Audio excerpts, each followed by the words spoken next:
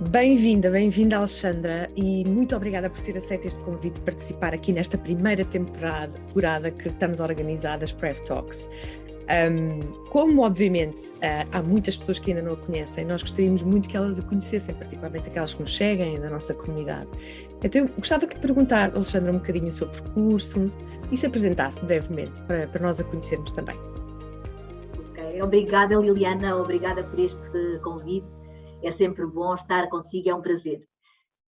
Bem, então a minha formação é jurídica. Eu entrei muito cedo na Galp e fui parar a uma área financeira. Na altura, digamos que a minha apetência, a minha competência era essa. E, portanto, uma área financeira onde digamos, o meu apoio era em termos jurídicos, operações financeiras, e muito virada para uma vertente jurídica que eu confesso hoje nunca tive ali uma veia muito particular. Depois, enfim, por uma questão de oportunidade, surgiu um desafio numa área de seguros, onde eu tive ali diversas competências na área de seguros, responsabilidades, seguros patrimoniais, gestão de sinistros, e onde aí comecei a ter contacto com a saúde e com o seguro de saúde e os seguros mais numa vertente pessoal, seguros de acidentes pessoais, seguros de acidentes de trabalho, e confesso que essa foi uma área que sempre me apaixonou. E a partir daí tive também contacto, depois através do seguro de saúde, contacto com uma área de medicinas, que era uma área que a empresa tinha muito desenvolvida, com centros médicos próprios e com uma assistência médica própria, e confesso que esse foi sempre a minha paixão. Foi esta assistência, esta proximidade com as pessoas, este poder ajudar as pessoas, sempre foi uma coisa que me apaixonou, para além de ser uma área completamente diversa, porque nós nunca fazemos a mesma coisa, mas estamos sempre a ajudar o próximo. E, portanto, desde há alguns anos esta parte tenho dedicado essencialmente a esta área da saúde e também ligada à área da saúde ocupacional e, mais recentemente, a esta parte do well-being, do bem-estar nas empresas. Okay. É um arco super interessante o seu, não é? Ou seja, no fundo, o seu background em direito levou exatamente onde agora sente que está claramente a entregar aqui mais valor. Eu ia começar por perguntar isto, ou seja, esta aposta clara, não é, na prevenção da doença, na promoção da saúde, nem sempre foi estratégico, não é? Nem sempre as organizações consideram isto uma área crítica, mas neste momento considera que já é crítico, que uma organização como a Galp já considera esta área como crítica. O que é que mudou, entretanto? Como é que houve esta mudança grande numa área que para si também é tão apaixonante? É verdade, eu acho que estas organizações que precisam de pessoas, que querem ser atrativas para as pessoas, que querem reter as pessoas, têm que fazer esta aposta na promoção da saúde e na prevenção da doença, porque isto são temas que têm muita ligação das pessoas. Ao apostarmos nestes temas, revelamos que temos atenção com elas, temos preocupação com elas e elas também sentem isso, querem ficar em organizações que sentem que se preocupam com elas.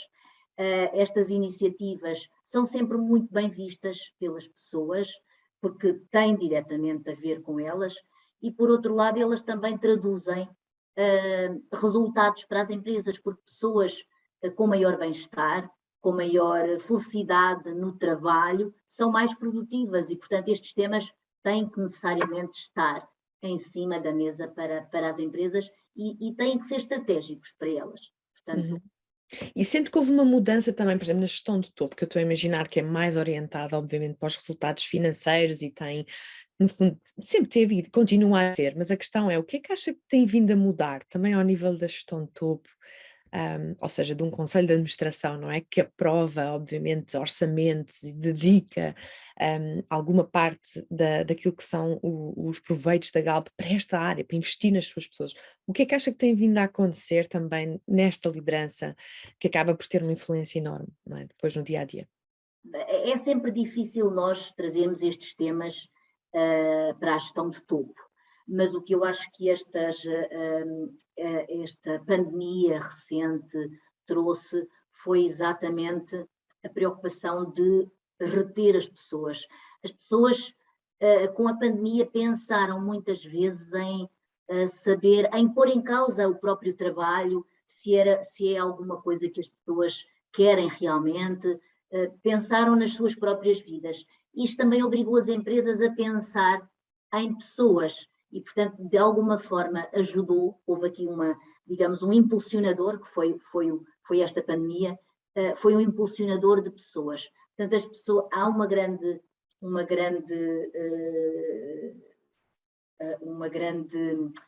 agora falta-me a palavra. As pessoas mudam muito de trabalho hoje em dia e, portanto... Uma grande rotação, não é? Uma grande rotação. É verdade. É isso.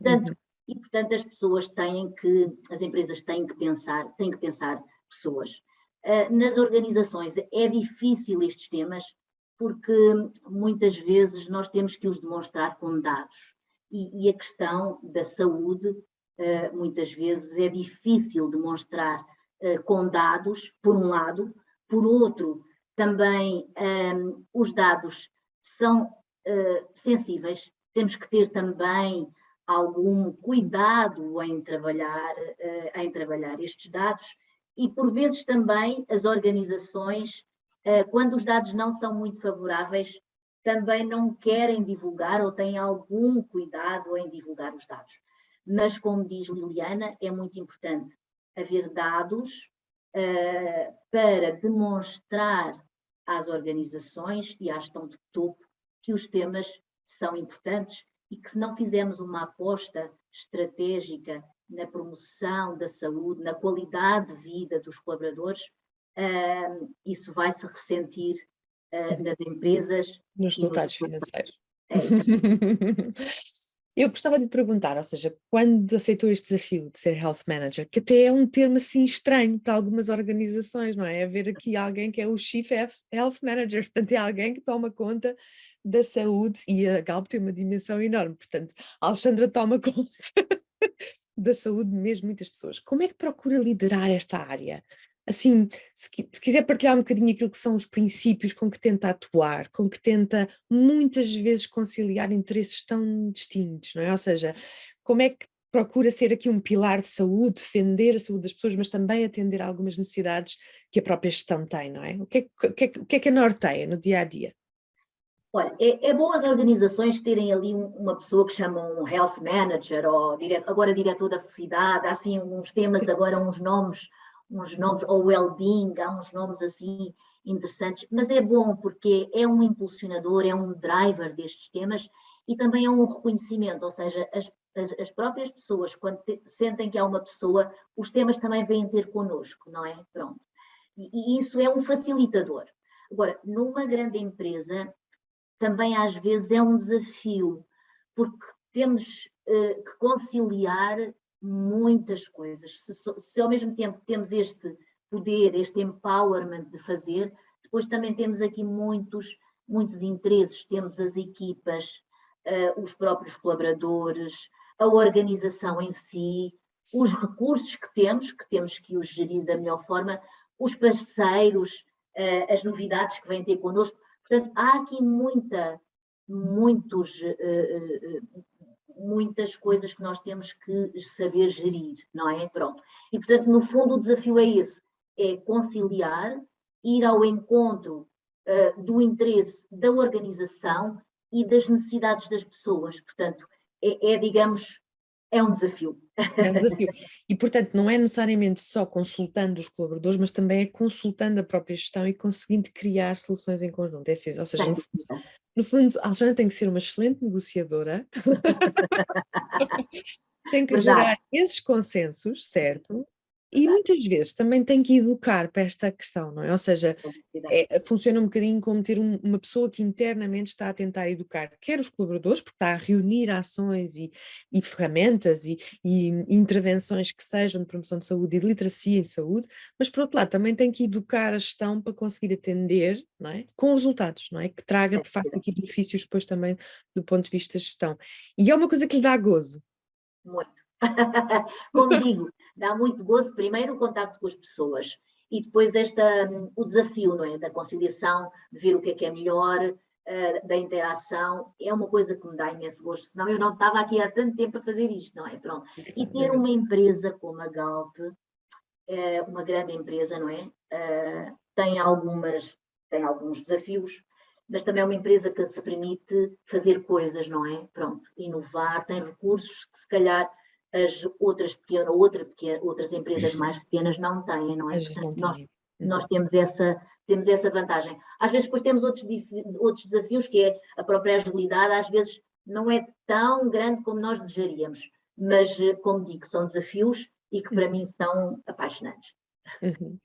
Eu começava por lhe perguntar um bocadinho, tudo o que têm feito, e que obviamente também já disse que têm investido cada vez mais, até com esta questão do well-being agora está um enfoque muito mais crítico, sente primeiro impacto nas pessoas e sente também que já há esta percepção de que vocês estão a contribuir claramente. Eu acho que as áreas até mais tradicionais da saúde, como a questão da segurança e a questão da saúde ocupacional, não é? A medicina no trabalho, obviamente já contribuíam, mas sente que também já estão a contribuir para resultados, que houve uma percepção das pessoas que foi positiva, houve já a apropriação deste tema, destas prioridades, acha que isto está a mudar por vezes, estou a começar a mudar a cultura de trabalho, já começam a ver aqui alguns sinais de impacto também e de resultados.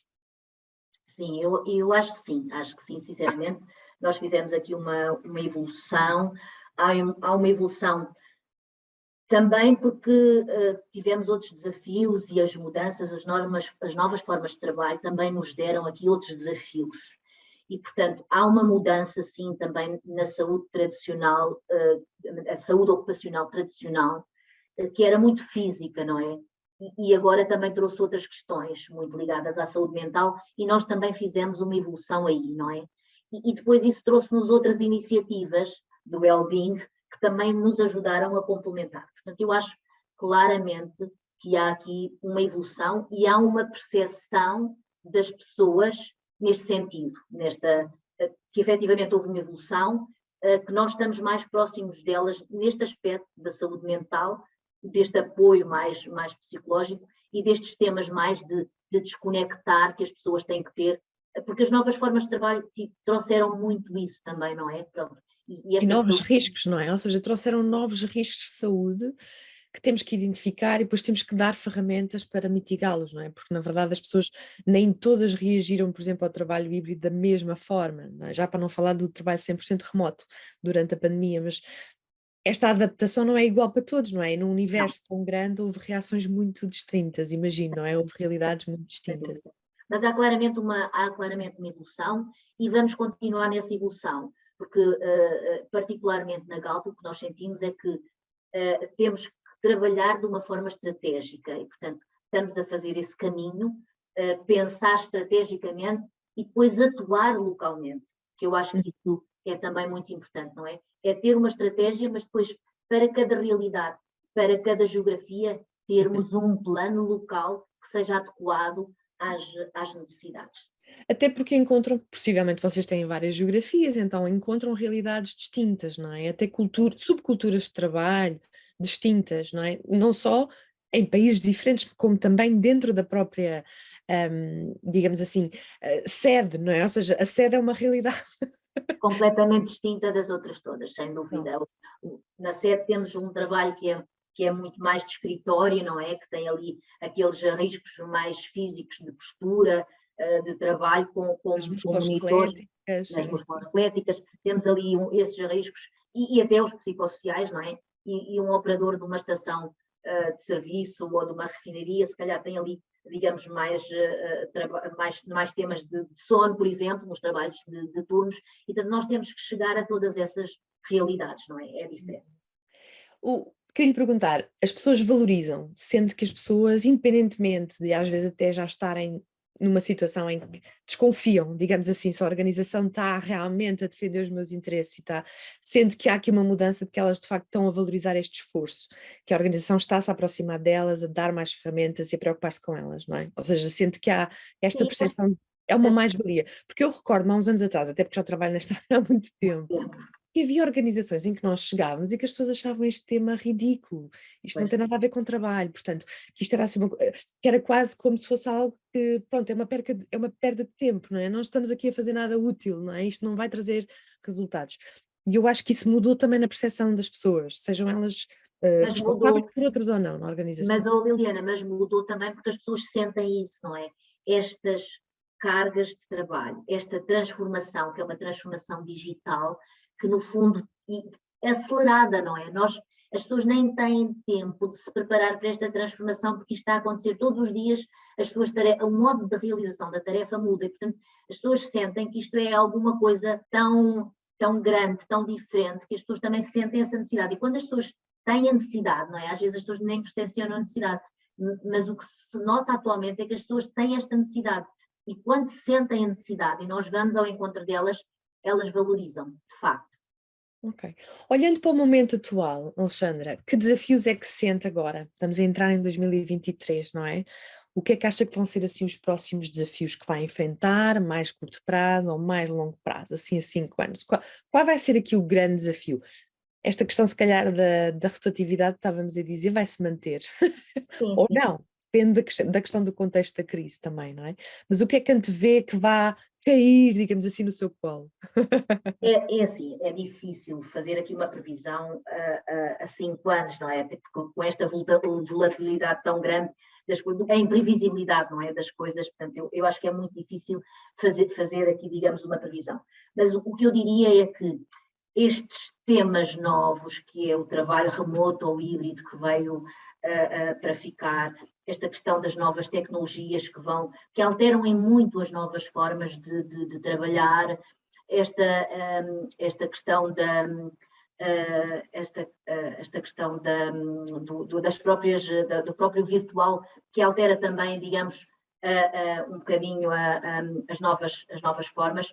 Eu diria que os riscos vão ser muito aqueles que nós já vimos falando, que são riscos psicossociais, que são o stress e tudo, e isso vai implicar quer na saúde física, quer na saúde mental das pessoas, não é? Portanto, eu acho que não só esta saúde mental vai estar, ou a falta dela vai estar ainda em cima da mesa nos Como uma próximos anos, prioridade.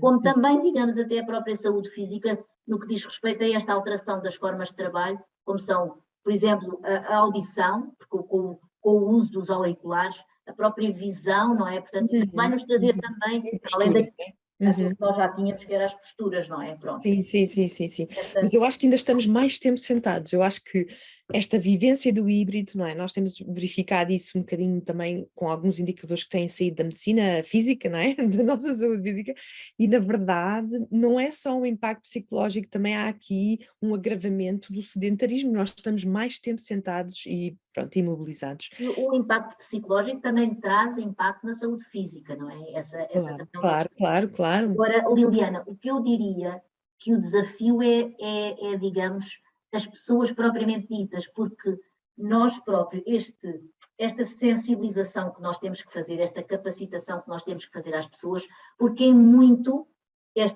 tem que ser a capacidade das pessoas reagirem, não é? Como é que nós vamos chegar às pessoas, como dizia há pouco, dar esta literacia, esta capacitação às pessoas, como é que nós vamos chegar até elas quando elas às vezes estão tão assoberbadas que eu nem tenho tempo para me dedicar a isso. Mas repara, mas isso é o essencial para a vida das pessoas, porque é a vida delas. E se nós não as ajudarmos a mudar, a dar ali algumas ferramentas, elas não vão ser capazes de mudar comportamentos, se autodisciplinarem e de conseguirem dar esta resiliência que elas vão precisar para Sem dúvida. estas novas formas de trabalho. Portanto, E a esse é o questão da a mudança comportamental, não é? Porque às vezes eu até sei o que é que eu devo fazer. Mas, exatamente, Mas como é que E eu até já vou? sei, não é? O que são as componentes críticas de um estilo de vida saudável, porque eu acho que é uma informação que está muito, muito partilhada, quer dentro das organizações, mas também do ponto de vista dos mídias, portanto, há cada vez mais conteúdos de saúde. Só que depois há aqui um passo, não é? Da transferência e da aplicação no meu dia a dia e da consistência, porque depois tem tudo a ver com consistência, não é? É a parte chata. Por outro lado, outra questão que disse que é muito relevante é pensar em conseguir chegar ao maior número de pessoas e saber que às vezes as ações que temos de promoção de saúde, quem participa é quem está bem, porque tem recursos, não é? Muitas vezes para conseguir ir às sessões e participar e estar, Ou já está pronto, motivada, ou já já faz está parte da sua motivado, já vida, está em processo, não é? sem Eu acho dúvida. que este aspecto, e se calhar eu acho que é transversal no sistema, não é? Nós temos de estar continuamente a aprender, seja ao nível do indivíduo, seja como equipa, para conseguir estar a aprender, ok, estes riscos estão a surgir, vamos tentar encontrar ações, mas também a própria organização tem que estar flexível para essa, não é? Para esta, porque eu imagino que uma organização tão grande como a Galp, toda esta mudança foi duríssima, não é? Porque é uma organização que obviamente tem muita história, não é? Tem muita Tem. história, tem obviamente uma cultura definida, tem E tem valores. muitas realidades, e tem muitas realidades. E às vezes, quando nós pensamos, vamos fazer uma divulgação de uma forma, se calhar para as pessoas dos escritórios resulta, mas se calhar para uma estação de serviço ou para uma refinaria já não resulta. E, portanto, são realidades complexas, diversas, Uhum. por serem diversas, acabam por ser complexas. Portanto, temos que fazer ali aquelas ações à medida. Mas o que disse é verdade, é que este tema é transversal a todas as áreas, independentemente de eu ter um trabalho mais de conhecimento ou um trabalho até mais físico, mecânico, não é? Mas na verdade todo o trabalho está afetado por estes riscos, não é? Não é só uma Sem questão dúvida, sem de dúvida. determinadas áreas da organização. Mas é um desafio grande e desejamos uma maior sorte e sucesso para que consiga responder às suas pessoas com a sua equipa, obviamente, não está sozinha e também com as colaborações que tem, não é? Que Sem nós temos o dúvida. privilégio de ter convosco. Nós terminamos sempre as nossas conversas com uma última questão que é mais pessoal, que é, em 2030, Alexandra, o que é que se vê fazer? Como é que será o seu dia-a-dia de trabalho? Não é? Qual vai ser aqui o desafio que acha que vai ser a fazer em 2030? Olha, eu sou apaixonada por esta área, portanto, eu gostaria de estar a trabalhar na mesma nesta área, mas ver as pessoas felizes, tipo, começarem o dia com uma caminhada, chegarem ao seu trabalho felizes, ter tempo para interagir e fazer ali, e eu ser a espectadora disso e dizer, olha, eu contribuí para isto. Eu acho que isso Uhum. seria ótimo. Uhum. Ou seja, já queria ver realmente impacto a acontecer, né? Já Eu mudava queria o ver sistema. para, assim, sim, para todas as pessoas, porque eu acho que realmente é o que nos faz falta, é conseguirmos ter ali uma vida bem conciliada entre o profissional e o pessoal e as pessoas serem felizes, não é? Porque Uhum. no Uhum. fundo é isso que pretendemos, é o bem-estar das pessoas. E o que está a dizer é tão importante, porque o trabalho de facto também nos realiza muito Muito. e muitas vezes um trabalho como Health Manager é criar condições para as pessoas terem saúde, para conseguirem usufruir desse prazer de serem realizadas também no trabalho e fazerem algo com energia, com resultados, não é? E com Sem satisfação. dúvida. Mas olha, um grande, grande beijinho, Alexandra, foi um prazer. Obrigada, Liliana. Para mim Foi uma também foi um enorme conversa. prazer estar aqui consigo. Desejo e naquilo que estiver ao meu alcance e da minha equipa, vamos contribuir com pequenas peças para esse seu grande Contamos com desafio isso. de impacto no âmbito da saúde das pessoas que trabalham na Galp. E foi um prazer, e acho que e tem um trabalho que é apaixonante, não é? E, portanto, agora que haja cada vez mais health managers nas grandes organizações e que tenham uma visão estratégica e que consigam de facto, não é, criar e defender esta área de uma forma que não seja só uma área que é obrigatório fazer. Sem Eu dúvida. acho que nós saímos claramente, não é, desta nuvem e que já estamos noutra fase. Por isso, um grande, grande beijinho e muito obrigada por ter participado nas Prev Talks. Obrigada, Liliana, também por esta oportunidade. Um grande beijinho.